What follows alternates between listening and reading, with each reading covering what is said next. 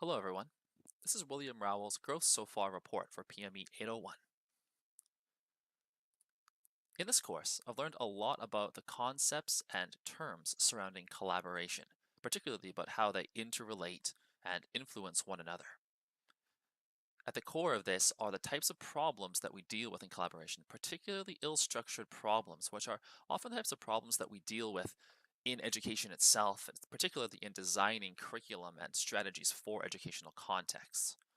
I've also learned a lot about a couple of the different ways that collaboration proceeds. Collaborative inquiry, the process of solving a common question or problem, working together, and collaborative design, which is creating some kind of a useful product, often using the information from the inquiry to influence the design itself.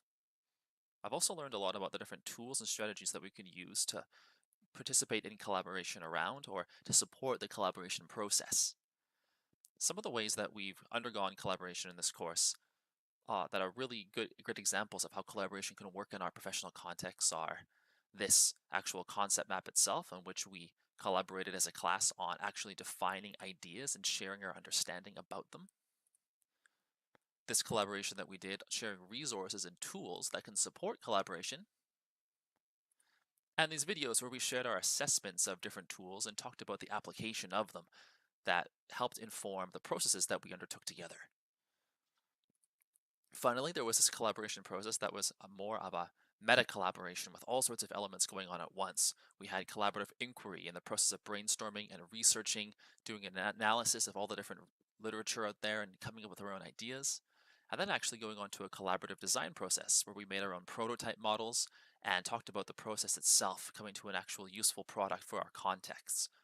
There was a ton of different ideas surrounding collaboration that we were able to really clarify and come up with great strategies for throughout this course. In terms of my professional connection work, I actually had quite a bit of a challenge involved in this process because my current professional context is a little bit unusual.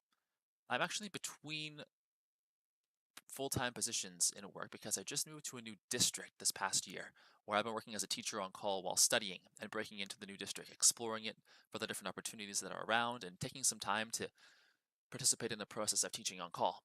Because of that, I haven't had a particular subject or classroom to be working in. On top of this, over the last 5 years, I've become a bit of a generalist in what it is I teach, teaching in subjects such as math and science, English, computer technologies, and physical education. So deciding on a particular professional community to focus on for this was difficult for me. So I began by looking at kind of more general communities that focused on some overarching concepts of education that I thought would work, such as the Canadian Network for Innovation, the Online Learning Consortium, and the E-Learning Guild. What I found while exploring these communities pretty quickly was that the, they were mostly just advertising their different conferences and resources to share, and any of the social media activity was often just sharing resources and ideas.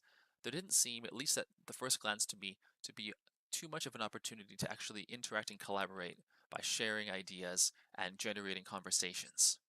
There may have been some opportunities in the area of Twitter, but that was one of the social media platforms that I didn't focus on during this journey. After these proved not particularly applicable for me, I moved on to exploring Slack, one of the platforms I used in our collaborative process in this course.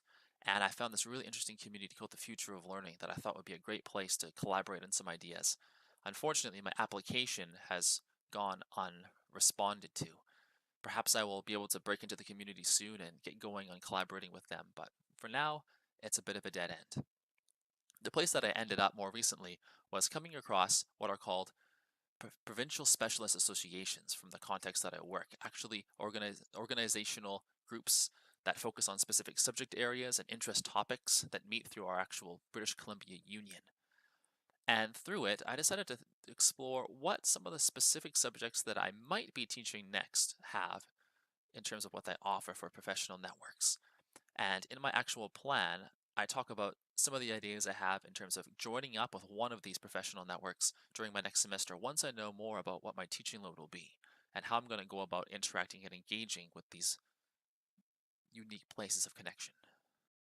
However, just in the last day or two, I've actually, through the BC Science Teachers Association, going and exploring more in depth and forming my plan around how I might approach this learning community, I actually came across a group that has just spawned in the last few months that explores the BC curriculum and how it's changing and ideas in the science classroom to adapt to these changes. One of the cool coincidences of this group was I actually found that a couple of my former colleagues are a part of the group. And as soon as I discovered it, I immediately applied to join and was accepted and have reached out and introduced myself to the group.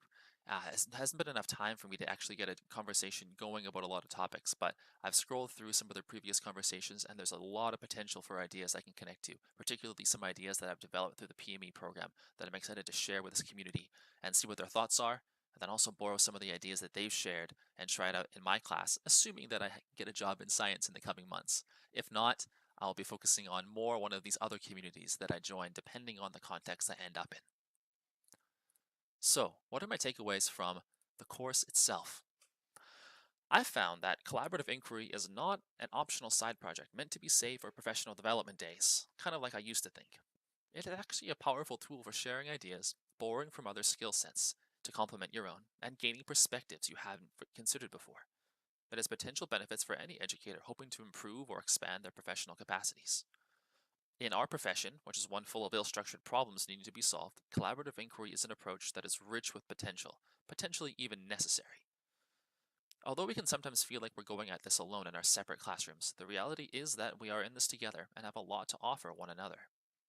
Although the collaborations we undertook in this course weren't always smooth and easy, I found that the benefits of pushing through the challenges paid off in the end.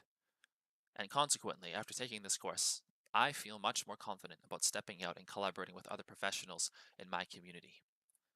Thanks to everyone I worked with in this course, and for everyone who offered their thoughts and ideas in response to the things that I posted. And best of luck in your future endeavors collaborating in your context.